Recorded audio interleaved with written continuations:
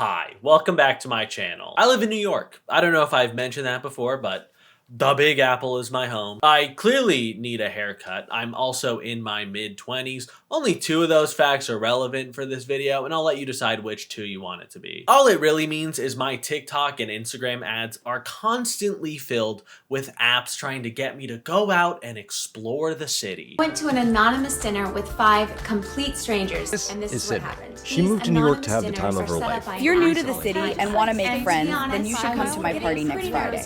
So I'm throwing a party at Rama now. Do it alone. Do it with friends. Do it with strangers. Do it with your enemies. Do it while looking for love, but don't do it without using our app. Our app will personalize your experience and give you a unique look at New York City. One that no one else will get except for the other people using our app. I'm joking, but I'm also not. It's sort of like influencers who tell their followers about hidden restaurant gems or the top 5 things to do in NYC that nobody knows about. The moment you put it on social media, it is definitionally no longer a hidden gem. I'm sure that pizza place still tastes good, but is it as good now that there's a 45-minute wait attached to it? I don't know. All my hidden gems will never be near an upload button. They'll be in the yellow envelope I keep my birth certificate in. I get why people use apps like these. It's hard to figure out fun, unique things to do with your friends, and it's even harder to make friends if you're new in town. People using these apps looking to make human connections are doing a good thing. I don't want the video to come off that I think that people trying to meet new people are bad. That's so wrong. That's so far from the truth. And an app that helps you do that is, at least in the abstract, also a good thing. I've never used them because then I would have to download an app and probably enter my phone number. And at that point, I might as well just give them the yellow envelope. I also feel like the general kind of people that some of these apps usually attract, gotta get all 3 qualifiers in there, are not the people that I'm going to forge genuine connections with. I also don't trust any app that says it exists to forge genuine connections. That is so corporate bullshit at this point. To me, because I'm the one making the video, these apps feel nefarious in the same kind of way that dating apps do. Again, in the abstract, a good thing, a convenient way to meet new people and people who specifically have the goal of dating or cheating on their partner is helpful. But Hinge wants to make money. So they charge you for roses and Hinge Premium, and because it's an algorithmic feed, they can control how often you get liked and how often you see profiles you're more likely to be interested in, and they can give you a sense of FOMO, which they use to drive you back towards their paid options. With most of these, you're not swiping or paying for matches or anything like that, but don't worry. There is always a way to monetize the human desire for community. We're starting with the one I see so much, the one I get ads for constantly, the one that made me want to make this video, Parlor social club. Social clubs are not a new thing, especially not in New York City. The real New York social clubs are ridiculously expensive. Like, some of them have $100,000 initiation fees expensive. The kind of expensive where I know I will never be invited to them, and if I somehow got my foot in the door, I would be promptly removed for trying to do bits with Steven Spielberg. There's also all the regular isms that come from an invite-only place with high membership fees. You know, there's, of course, sexism and racism and classism. And it's not like I'm making some grand moral point by saying I don't want to go to these places. They don't want me either. I'm not invited. But Parlor Social Club isn't like those other social clubs. You do still have to pay money to be there, don't worry. They just don't have a space to call their own. They do in-person events, but really you're paying to get access to an app. Parlor has a truly bananas website. We begin with these panels that fly by before you can even read what they say. If you do pause to read them, you'll very quickly realize that they mean nothing. People, professionals, culture, art, thought leadership, connect, personal and business networking, wellness, mind, body, spirit, creatives, notables. But you can't go back and read something you might have missed. You can only move forward. And that I don't think is a metaphor. I think it's just the way the website is. I think they just found a word cloud of the reasons people go to Burning Man. And they were like, what if that was the centerpiece of our website? You scroll down and see there About Us. Parlor is a new way to socialize. Members enjoy a thoughtfully curated calendar of online and offline events and the ability to connect with each other through our mobile app. A new way to socialize, talking with people online and then meeting up with those people for a social gathering. This really is a new way. They've got a bunch of pull quotes that also move way too fast. I think that's so you can't fully read them and realize that they're not all positive. Vogue kicked off Fashion Week in full force with a special VIP night. Yeah, I bet. Good for Vogue. Were you guys there? Why does that make me want to sign up for I want to go to Vogue's VIP night. I bet Iowa Debris was there. We are entering a new golden age of social clubs. Do you think that article even mentions Parlor, or is it just like, wow, social clubs are all the rage now? Okay, I think I found the article. It's someone saying, I suspect we will enter a new golden age of social clubs. Granted, this was in 2014, so maybe we're now in that golden age? But this is talking about a Parlor social club that has a physical building, has membership fees of $1,500 a year, which is not the case for current Parlor. Are they talking about Parlor? I don't know. Parlor's data-forward platform utilizes technology to inform each member's experience. Okay, but like, does it do it well? Are they doing a good job with it? I'm sure you could find some more positive quotes about your thing. You're already just citing members, so just use that. Make it whatever you want it to be. You're members of the club, I'm sure of it. Before I apply, let's look at their Instagram just so I can see, get a glance at what that full social calendar looks like. They've got about 67,000 followers. Their posts get about 200 likes, which makes me think they could have bought followers, or they're just, nobody wants to interact with them. It looks like they got all of their followers to New York Fashion Week. New York Fashion Week just got a whole lot more exciting front row vibes. And then you watch the video and you realize that this is all just some AI slop. If you're gonna do the bad thing and use AI for your Instagram posts and you want front row vibes, why not just have the AI put you in the front row?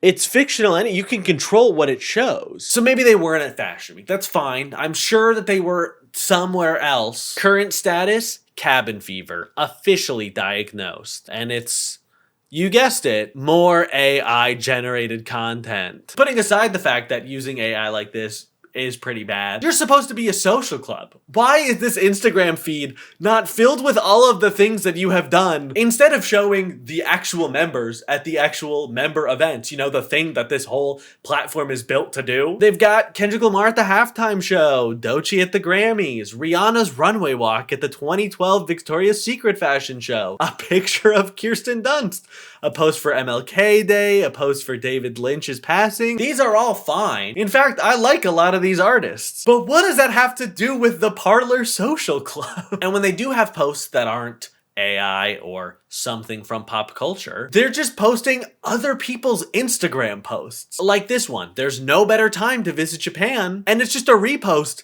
from some Japanese travel influencer. Is Parlor hosting a trip to Japan? Should we? Tempting. I mean, well, why not? I don't think you're actually doing anything. Why not say you're gonna do a trip to Japan? Sure, we're going to the moon next week. Okay, I finally found it. Here is an actual post from them about one of their member events.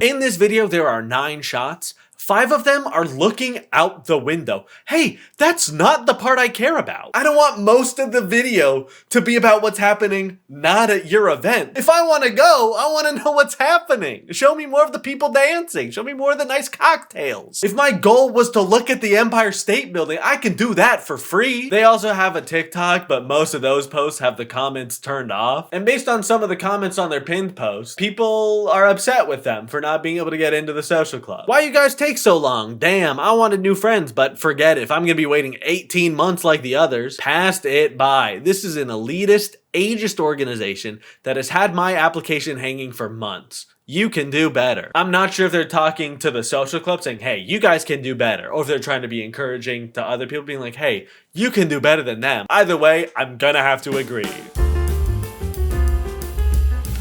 Step 1. Reasons to join. Why do you want to be a part of Parlor Social Club? A question we should all be asking ourselves. I'm not interested in dating. I already have a lovely girlfriend, and if I was, I don't know that this is the place I would go. Community? Check. Online thought leadership events? Check. I hope it's like Couplepreneur Con. And venue access. Why not? I'd like to go in a new building. Some personal info. I put in my full name, so hopefully if they Google me, this channel doesn't come up. And I said I was born in 2025, so hopefully at 2 weeks old, I've done enough to be welcome to the social club. You can select your preferred age range for members at your event. I feel like this should only be necessary if you've selected dating as one of your reasons to join the social club. I don't know why an online thought leader would care about the age of the people that they're leading in online thought. Educational background, certificate in musical theater. Company, self-employed. Position, CEO. This makes me sound like the most unemployed person there's ever been. Then you can pay to fast track your membership in front of the 10,000 other people who have already applied, or you can wait. And I've got time. And then you download the app and you wait. Your application is under review. Please do not log out of the app to ensure we can notify you when you receive access. I have been waiting for a few weeks now, and based on the other comments, I have no idea if or when my application will ever be approved. I will be sure to say so in a video, but for now, we're just gonna have to wait. The Tuxedo Society is an even worse one, and no, they're not based in New York, but they are evil. Their website opens the most exclusive club dedicated to the finest experiences in the most iconic places of all time, which sounds like a 13-year-old Nepo baby's description of their special club that you'll never be a part of. I just feel like the most exclusive club doesn't have a website, and if they did, they'd use Squarespace, the sexiest website builder on this goddamn planet. A website made with Squarespace is just so much more fuckable than something made with WordPress or, God forbid, Wix. I think that eliminates me from doing an ad for any of those companies. Obviously, I don't want to do one for WordPress or Wix. They're not hot like Squarespace is, but I don't think Squarespace is going to be fun of me either. Attractive people doing attractive things in attractive places is their mantra, which is boring, but fine. It's okay to be hot and go somewhere nice and post that on Instagram, but don't pretend that this is a gateway to meaningful relationships. You just want to put on a suit and drink in an old building so you get more likes. If someone can't afford the few $1,000s for membership for a month, I don't think the Tuxedo Society is going to be like, nah, you've been with us for so long, you could take a month off, come on the yacht. This club that's totally for everyone and definitely not just for dudes will teach you the gentleman's way. Learn the art of everyday elegance. Approach life with the charm of a gentleman. They made some edits to their website since Taylor Lorenz reported on it, but it is so clear that this was slapped together as quickly as possible so they could start taking people's money. They have a lovely promotional video that only displays vertically, so if you're on a computer, you know, the place for big purchases, you can't watch the whole thing. If you click on private policy or terms of service or contact us or their email or literally anything other than the apply to give us money button, it just brings you to the top of the page. So let's look at the only button that works on their website. Because my Parlor application still hasn't gone through and the Tuxedo Society is clearly a step up in quality, I knew I had to up my game if I was gonna get in. First name, Harrison. Last name, Money. Email address, joebiden@whitehouse.gov. Instagram username, the most famous person I can think of. Where are you based? NYC. When am I based? Always. I think they'll really like that. For my profession question, I felt my answers to Parlor were insufficient, so I went with the more typical influencer route. How do you describe yourself? Now, based on these options, Probably other. For hobbies, I knew that, again, I would need to step it up, so I did some extensive research. Top hobbies for rich people. And I just put those. I also put Marvel Snap because I play a fair bit of that. What added value do I bring to the community? Well, since they're based in Europe and I'm an American, I offer a fresh perspective and I love to laugh. Are you already a member of any club? Well, I've never explicitly terminated my membership with any club. So I guess Key Club, Comedy Guild, ASB. What is my net worth in euros? Impossible to know. Euros are a fraudulent currency.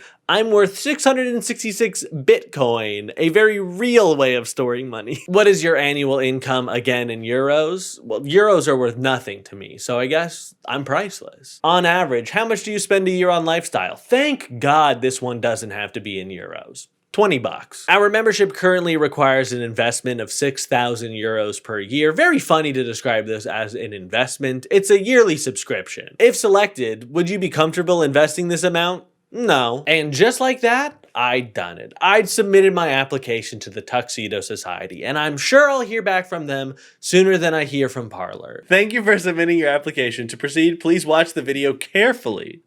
Once you've completed the video, message us on Instagram. Hi everyone, Gabriele here, and I want to first of all thank you for being here today with me.